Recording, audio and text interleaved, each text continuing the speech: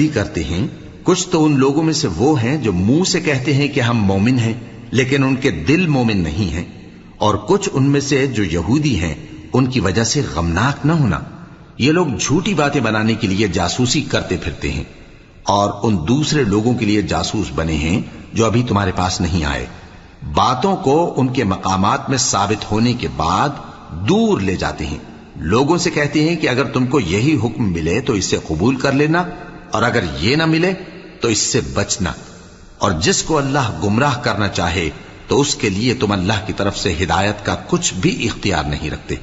یہ وہ لوگ ہیں جن کے دلوں کو اللہ نے پاک کرنا نہیں چاہا،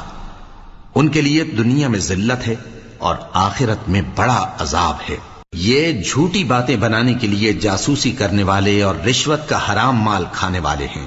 اگر یہ تمہارے پاس کوئی مقدمہ فیصل کرانے کو آئیں تو تم ان میں فیصلہ کر دینا۔